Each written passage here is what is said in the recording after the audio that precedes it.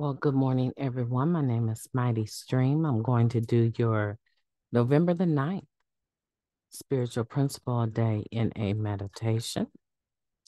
The title of the meditation for today, Kindness in the First Tradition. We learn to treat others with kindness and respect and do what we can to support each other and our group. That comes from it works, tradition 1. Few of us come into Narcotics Anonymous with effective social skills. We often acquire them by trial and error, mostly error. When we unintentionally mistreat others, we feel terrible and become teachable. The good news is that some of our best lessons come from our mistakes. We call our sponsor, tell on ourselves, figure out our part, and determine better ways to handle similar situations in the future. We are at our best when kindness inspires our words and actions.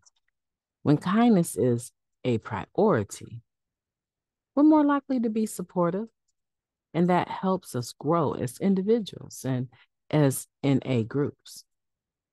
Naturally, it's easier to be kind to those we love, but we don't have to open our homes and share holiday dinners to honor our mutual stake in Narcotics Anonymous. Being a home group member challenges us to practice kindness with folks who aren't in our immediate circle. Our investment in the well-being of NA is more important than our personal feelings about any specific member. We put the welfare of the group first and treat all of our fellows with respect, regardless of baggage or bitterness. Friendship is not a prerequisite for kindness. Rather, we are kind in order to foster unity within the group and to support personal recovery, our own and that of our fellow members. The simplest gestures of kindness can make a world of difference when we are feeling stuck. I was isolating and thinking about using. I got a text from a fellow home group member who asked if I was going to the meeting. It was just the push I needed, a member shared. Our actions have a profound effect on others as well as an impact on our self-image.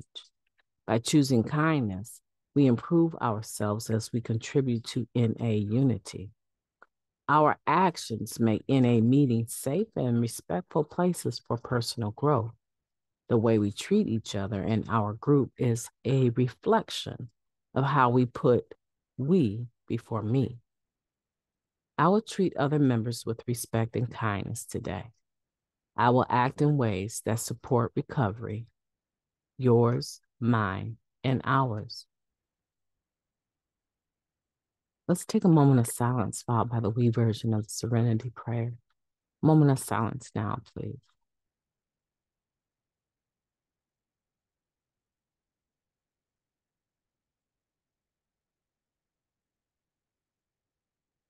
Thank you. God, grant us the serenity to accept the things that we cannot change, the courage to change the things that we can, and the wisdom to know the difference. Just for today, please and thank you. Kindness in the first tradition, talking about, unity, right? One of the ways that I learn is through my mistakes. Through my mistakes, I am able to, with the help of others, oftentimes, figure out what I did wrong. And a lot of times I already know. And what I need to do different. And what steps do I need to try and bridge the gap between me and the situation, the person, the circumstance. I think that's how most of us learn. The beautiful part, hopefully, Hopefully, I say hopefully because not everyone is mature enough to allow other people to make mistakes or to feel let down and allow people the same level of room that we want to be able to make amends.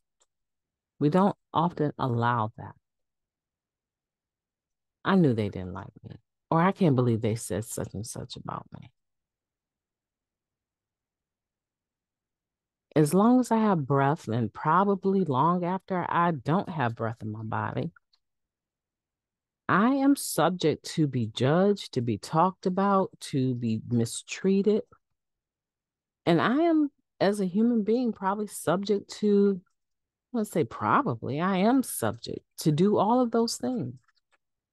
But the beautiful thing about Narcotics Anonymous is that it acknowledges, it helps me to acknowledge that all of that is possible. Staying clean regardless is possible. And allowing myself and others room to grow from mistakes, to double back, to paddle backwards and correct situations. It's almost a given here. It's almost a given here. That's why it's very surprising when someone's been around the program for a while and they don't allow room for air from themselves, but especially from others. And that's what I was thinking about as I was reading this. My life is greater when I treat others with kindness. There's less work for me to clean up in my 10th step, right? But that doesn't mean everyone is operating out of that same desire. Some people are just natural gossips. They don't have anyone that can check them. They're the ones that think or say, who's going to check me, boo? Right? They're letting you know, I'm going to do what I want. I'm going to say what I want. I stand on all 10 toes, right? I stand as a man or a woman on my own, and I'm going to do exactly what I want to do, regardless to what anyone thinks about it. Yeah, there are those people in the fellowship that all they do is run their mouth. All they do is gossip about other people. They never have a kind word to say about anyone. They'll act plenty kind in the presence of others, but in reality, in their inner circle, if they have one, if they have one, they're not kind at all. And eventually it will catch up. Eventually it will catch up and people will start picking up. Oh, so if I talk to you, I am most certainly going to hear about this at the meeting or in the smoke circle outside, right?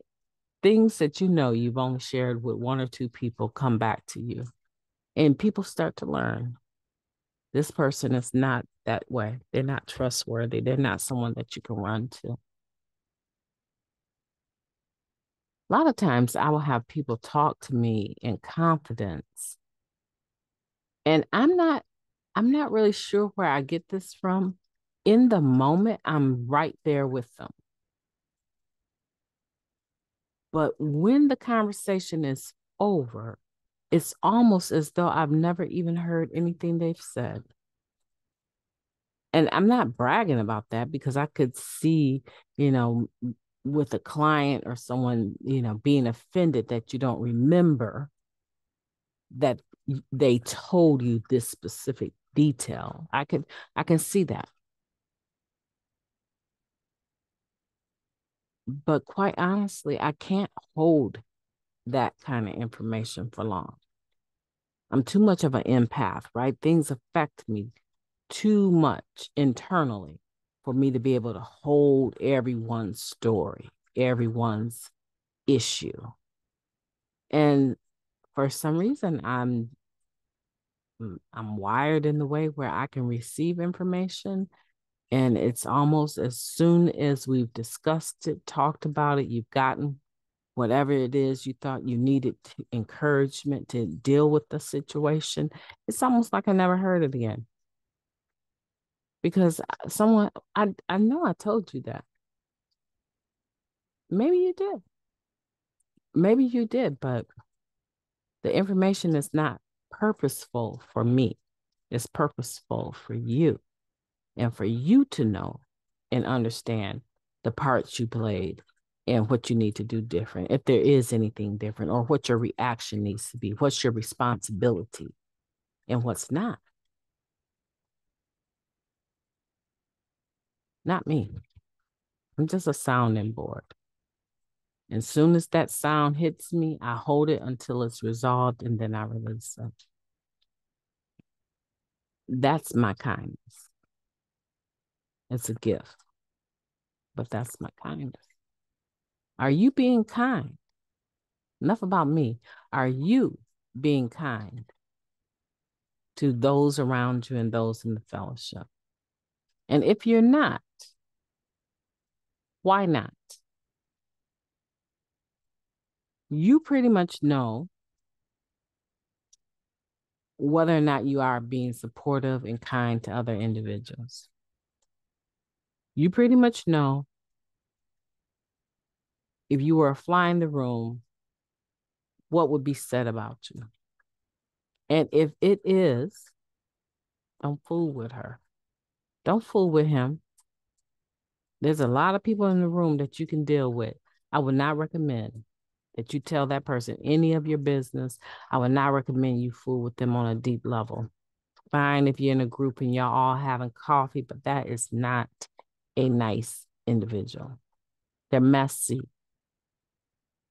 You pretty much know what others would say about you if you were a fly in the room.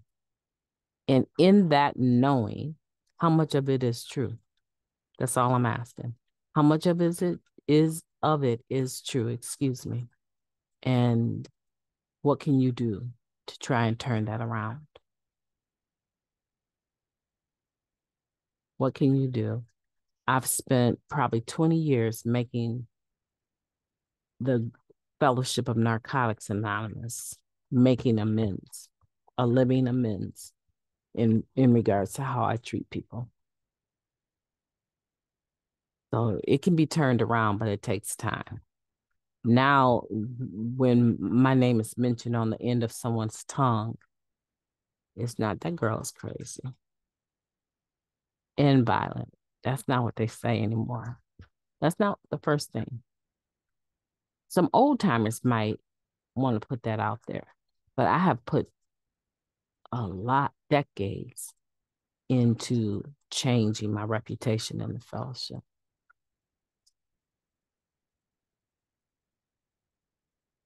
So let's work on that. We can work on that together. My name is Mighty Stream. I've enjoyed talking to you. I hope that you have a beautiful day on purpose. You deserve it. You absolutely deserve it. So go out there and be great.